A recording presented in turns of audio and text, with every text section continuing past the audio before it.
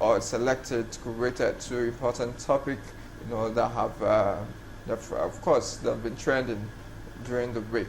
Of course, we'll first of all look at the renewed call for a new constitution. Bryce Obiorma, we'll start from you. So, what's in your own opinion? What do you think, is the motivation behind the renewed call for a new constitution in Nigeria? Thank you very much. The call for a new constitution in Nigeria is based on what people perceive as the present situation in the country. There are actually two groups of people.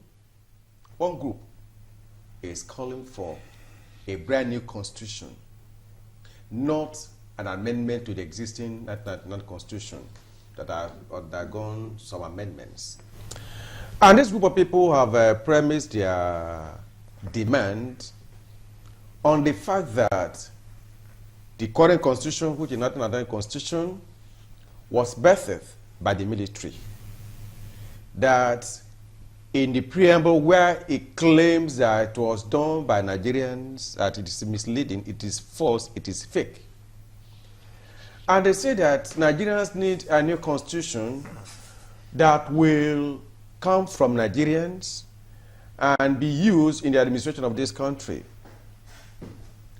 And of course, there are still,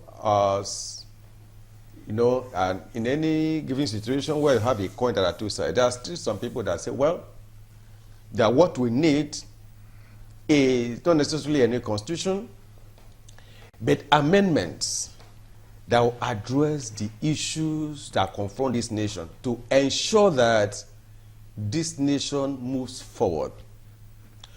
Whichever way it goes, I agree that in Nigeria, we need a new constitution. And the constitution will need to address a lot of issues, some of which are, one, the issue of the kind of federation and federalism we have. There is also need to address the issue of devolution of power. Most Nigerians and constitutional experts have voiced their opinions on the fact that there's urgent need to decentralize power in this country. There's too much power at the federal government level and lesser and lesser power at the state and local government levels. Of course, we know that we have three-tier system of government. We have constitutional democracy, and there's need to develop power through the states and the local government. There's also need for local government autonomy. The local governments we have today are just mere appendages of the state government. It's not supposed to be so. We are supposed to have three distinct levels of power in this country: the federal, the state, and the local governments. There's also need to address in the new constitution the issue of resource control, which has been a contentious, controversial issue over the years.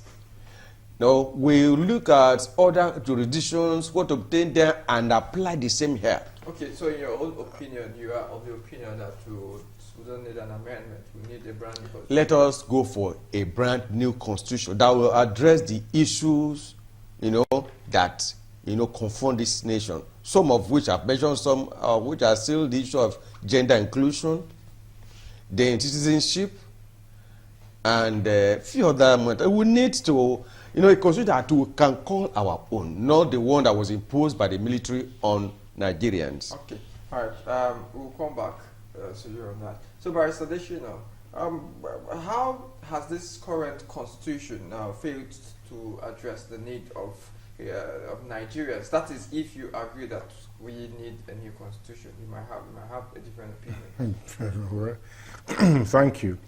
I would not say we should have a completely brand new constitution. There's a need to amend the constitution to address certain issues like he mentioned: devolution of power,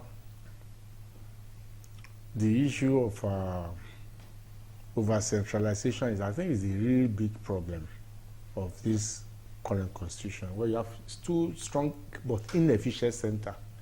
Center is too strong, and we are practicing unitary government disguised or being nomenclatured as federalism.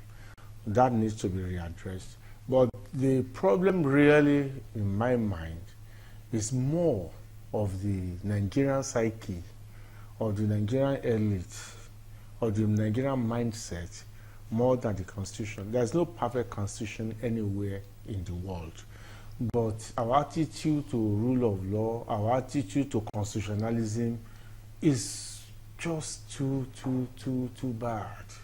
So that even if we manage to get either brand new constitution or we get amended constitution, what about the operators?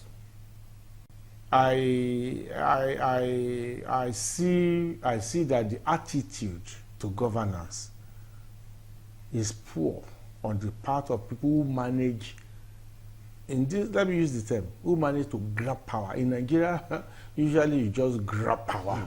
Either you buy it, or either you use collusion with the umpire, that is INEC or FEDECO or whoever that named, or by violence, or a combination of all these things, so that the average public office holder, political public office holder, does not feel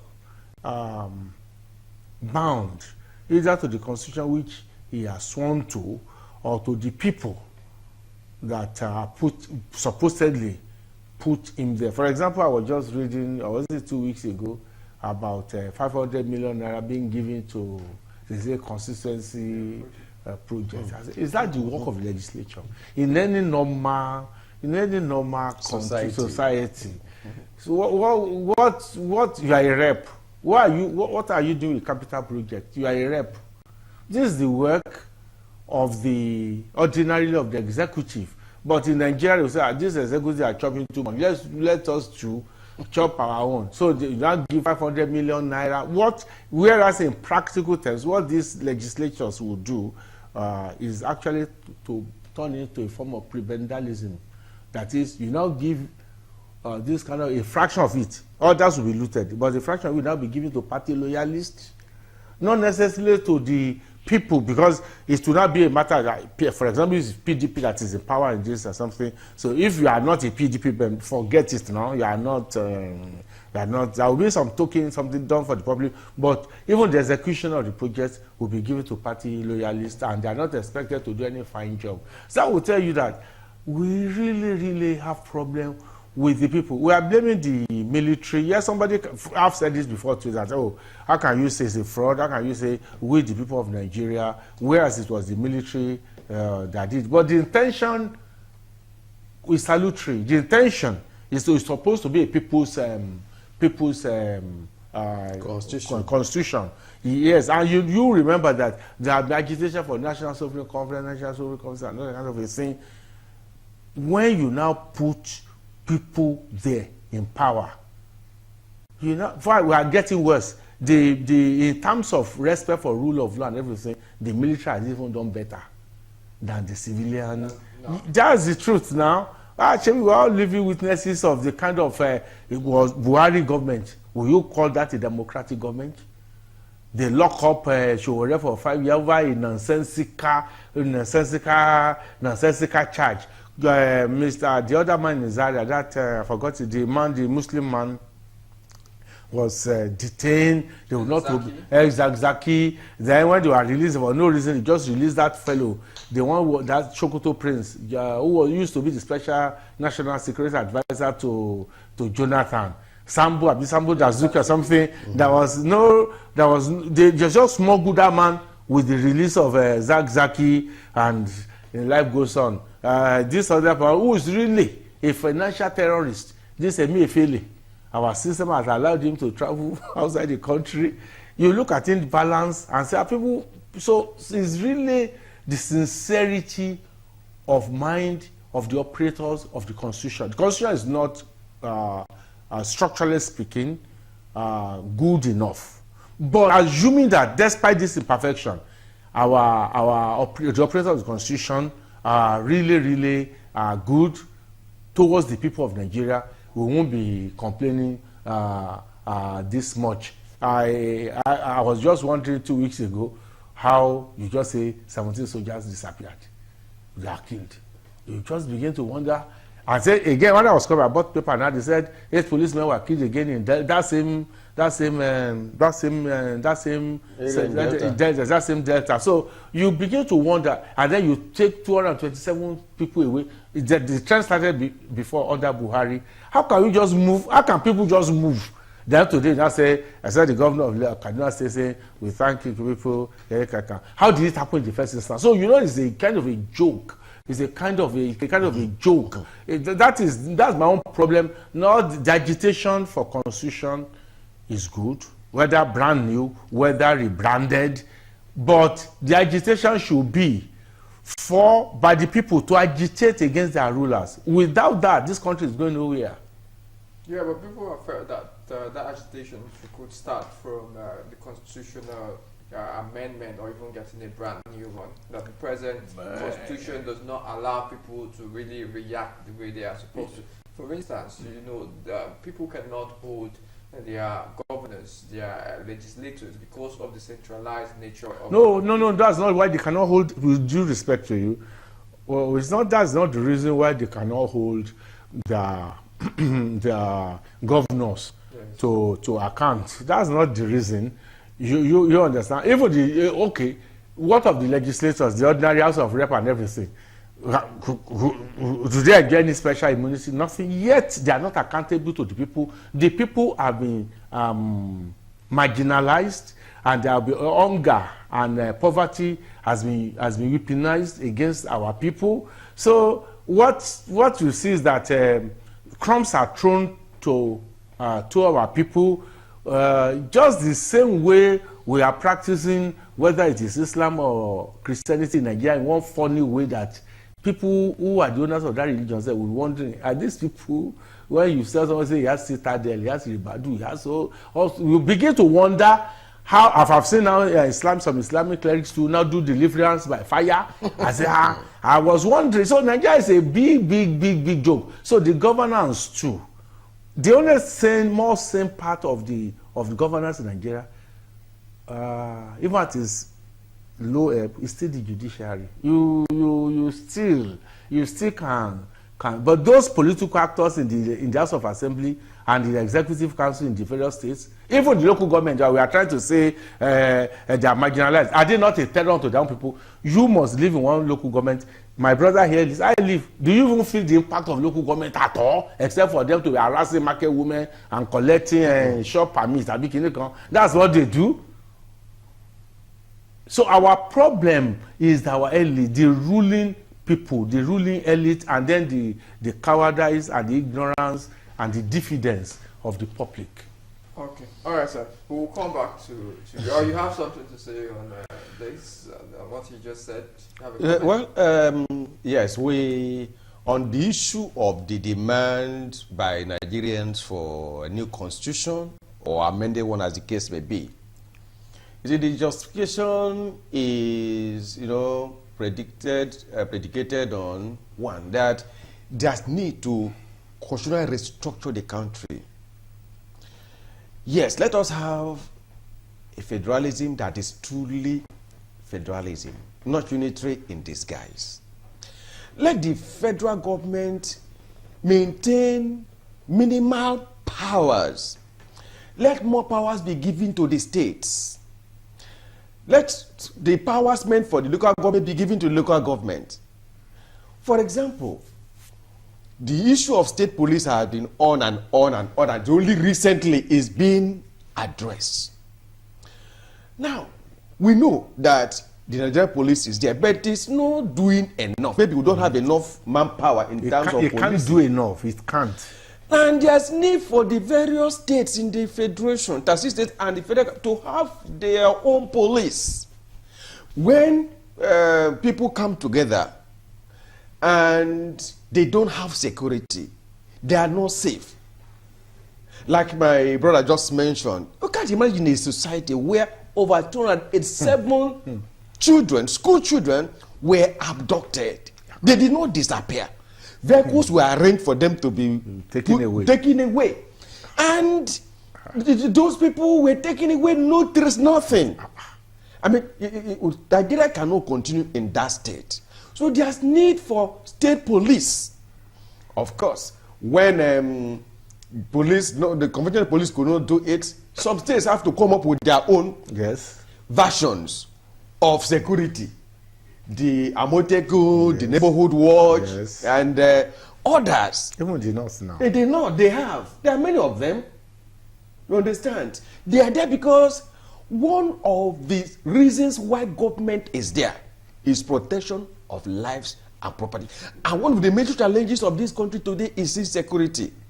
There's no security. Kidnapping is so much all over the place. In fact, you hardly listen to news any day without hearing the number of people that have been killed, kidnapped, and wasted. Why should that be? This is not what Nigerians bargained for when they came together in 1914 to form one nation.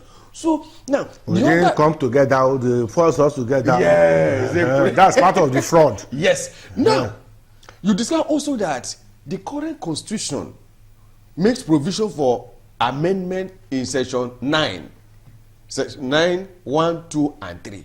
And you discover that the process of amendment is not that easy because our constitution is a rigid written constitution. So by the time you look at some areas, for example, when you look at the area of creation of new states, some people are asking for creation of new states. I don't believe that what we need today is new states, or more states. Because the ones that are already there, not all of them are viable. We have just about 14 states that are viable currently. The rest are not viable. So why do you not go about producing or creating more states when the existing ones are not viable?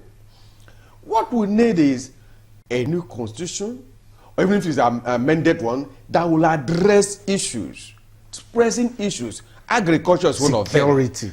Security is one of them. Terrorism. Why are we having hunger in the land? Because herdsmen, terrorists, have dealt with farmers. They don't feel safe to go to farmlands again and farm. And the foods are not planted, there will be no harvest. So how will Nigeria survive in the face of insecurity? And by the time a new constitution is there, the various states of the federation will have their own state police that will be under the control of the states. You would say the governor is the chief law officer of a state, yet he does not have control over the commissioner of police in that state. The commissioner must get permission or direction from his IG. How do you now say that he's the chief security officer when in terms of security he can do virtually nothing or little? There also at the local government level, there is security at the local government level. They have their own security there, so that at the end of the day we have the federal government having police at the federal level, at the state level the state having police, at the local government level the same thing, and also in the judiciary there has to be courts that are funded and managed by the federal government, Supreme Court of Appeal, and other courts of the federal government, the federal high court.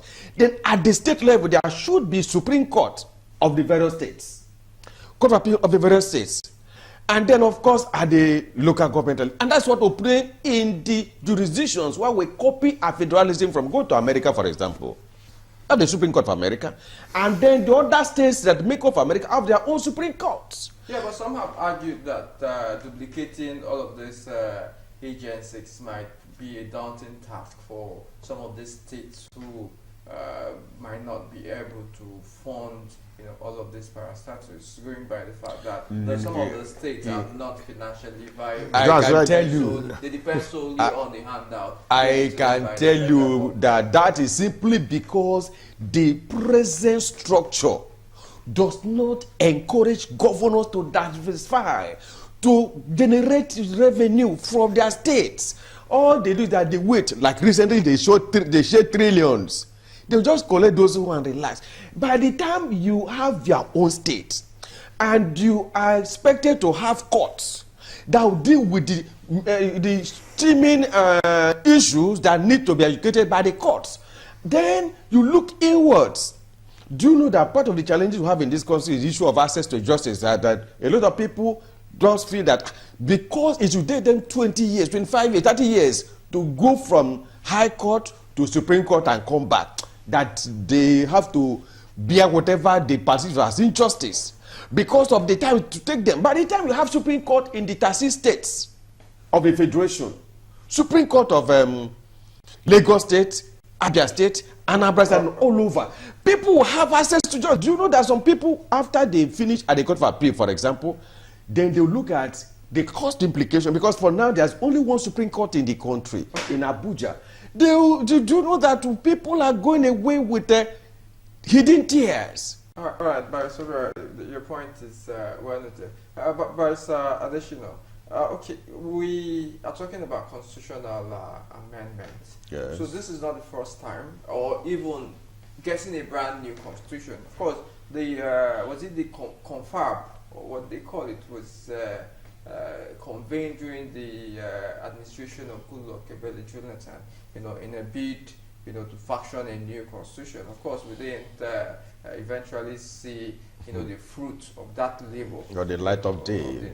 Of course. So this is not the first time. So that brings me to the fact that what are the roles of stakeholders? That's political parties, the civil society groups, the public, in ensuring that we'll have an amendment, or possibly we'll have a new constitution. And what are the challenges, that or obstacles that can militate against having this new constitution? Well, the challenges are not that can militate, but they're actually militating, because the efforts at repositioning the country structurally, legally, constitutionally has been on. In fact, it's more than 20 years old. It's more than 25 years old. It's been on. People are not satisfied, and there have always been ideas and moves and everything. Even the outgone Megida Buhari tried something too. People collated ideas all over. There was some meetings in zones and geographical zones during his time. That is President Buhari's time. So the effort has been there. And the one problem is this, militating, is that how do you agree on how to move the country forward constitutionally? Fact is that the North is perennially, almost all the time, against the desires of the South, comprising of the West and the East. When you want to restructure Nigeria the way that my learned friend here has mentioned, you find the resistance on the part of northern senators. When you think of security arrangements, you find resistance. In fact, in the days of the late Rotimi Akeredolu of Ondo State, when they were trying to raise up Amotekun, yeah. Western security, the northern governors actually sat as a region, as a regional body, and said they were against it. So about a year ago or so, I was surprised when I now saw Sokoto State, like one other state now trying to do what the southern governors, western governors are trying to do. That distrust, geopolitical distrust, is a heavy militating factor. And you remember that even way back in the days of the Sardauna, Awolowo, them and all that, even the creation of the Midwestern state, there used to just be the North, the East, and the West. And then people like Awolowo are even canvassing that there should be the monolithic North should be broken, there should be Middle Belt state and all that, to take care of the Jukun, the Akal, the Wukaris, and people that like Danjuma's people and all the Plateau, Langtang and all that. But the North didn't want that, but they wanted the West to be broken, and they are supported in that by the East and all that. So when you talk of restructuring Nigeria, the question is that which Nigeria? Like most of you Southerners have come to realize that when you talk of the syndrome of Japa, it's usually the West and the Easterners that japa. Yes. Most northern youths, either out of ignorance, kept there deliberately by their elites, or their pampering of the elite, children of the elite. If you are a northerner, the average northerner who is poverty-stricken and everything, you don't even know any better. And if you are of the children of the elite, the aristocrats, Nigeria pays you. Nigeria as it is pays you, and everybody knows that in the country today, where the Hausa Fulani people, number one, that's first-class citizens. Generally, it was only Tinubu who was coming that trying to do a rebalancing, and then followed by the Yorubas, who they and themselves and they know how they have been playing this game. This is the truth. And then the third, and in fact, we won't even begin to put the Igbo and the other major tribe. They're like number 4, number 5. The Jaws, this is the truth, I'm sorry, but this is the reality that's on ground. So the distrust is there. Even among the South people, West and East people, there's this distrust that if something happens now, the West will go with the North, the East will go with the... So that distrust, that thing among the elite is a big problem in achieving... That's one very, very big problem. Then secondly, is that the civil society groups and everything, they are not even so united. There is the problem of over-polarization among these socialists, the purists, let me put them purists. They are always at loggerheads, unlike the conservative elites, who they will seem to fight, but they always come together, converge together for the protection of their common class interest. Their personal interest. I would call it class interest. It's a class. Because the other tribe we don't mention in Nigeria is the elite. There is a tribe of the elite. So Mr. Tinubu is there now, maybe a Yoruba man. But people benefiting don't have to be Yoruba. There could be anybody, even non-Nigerians. Non-Nigerians, Lebanese, Coral, those kind of people, not necessarily because... So if you are clapping, a Yoruba is there, you are a fool. If you are not in that class of this elite, you are just deceiving yourself. You understand? So that's another major problem. Then the people who really, the greatest strength in a community belongs to the people. But the masses are either discouraged or not properly orientated for them to even galvanize themselves for action. Because it's the day the people say, we don't want this. No matter how big, how strong you are, roll out the tanks and everything, the people will prevail. But we are yet to get to that level. People are still waiting for Samsons. Yeah. You know, one extraordinary Superman, and the Gadifa of this world. Yes, the fella Nikulakpo, who will come, Kensaro Wiwa, who will just... But instead of coming together, and you know, again, the issue of democracy has actually been bastardized in Nigeria, because the central strength of democracy is regular, free and fair voting. But in Nigeria, the elections are regular. But the issue of free and fair, now result. At least that's 50. That's not 50. If it is free, it's not no free, fair, and regular. And you only get regular. That's 1/3. The free. The fear, forget it. Now, even the present government, was it not midnight? They announced the name. They said the man is a winner around 1 o'clock in the night. Is that normal? Nigeria is a joke, as it is. So it's the Nigerian people themselves. So when people, I don't join people to say, it's only God will help us. God will not help us. I'm not cursing. Because God did not create the Nigerian problem. It is Nigerian people that cause the problem. And so it's Nigerian people again. It's like a family. I think the three of us are brothers and our same family, and 1 or 2 of us are misbehaving and causing the name of the family to be spoiled. Like, except the 3 of us come together and say, "Though is the oldest, so, or brother, if you don't behave, we'll beat you. This is what we are going to do. We're not going to allow you to be disgracing us." Or maybe you are the youngest and say, "Well, you are the youngest. Yeah, maybe yes, you are the most educated, but the way you are behaving, look, we'll curse you with the name of our ancestors." except you go that way to talk to ourselves, this country is not going to change. All these our politicians don't love us, and we have not threatened them enough. Admecha said it. He said the day people start stoning us with water, you know, he said almost 6 years ago, the Rotimi Amechi, that politicians are used to taking our people for granted. This is the truth. They don't feel threatened. They just give them anything. Look at how we have suffered since May 2020, May, and let me go illustrate it. When they first increased that fuel, and there's kind of traffic, non-traffic in Lagos, because to buy fuel was hard and everything. People say, hey, maybe it will, you know, by now our people have adjusted. You know, we are a beast of burden. Nigerians are beast of burden. We have adjusted very well. Let them increase that money to 2,000 naira per litre. There will still be traffic. There will still be traffic. People say, God will make way for me.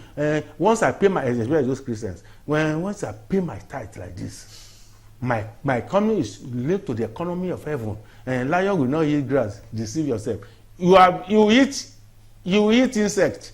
As it is, I'm sorry, I'm a Christian too. So if you are all those pastors watching me, to clarify if you're a Christian. So I am only using an example of how we mistake superstition for spirituality. We need that to clarify. I'm a Christian. I was just coming from one church. Okay. As you say, but I'm only saying that this individualism, if the country is hard, but at least me and my family, we are okay. Then we are okay. What a very wrong way of looking at life. We must be thinking of the commonwealth.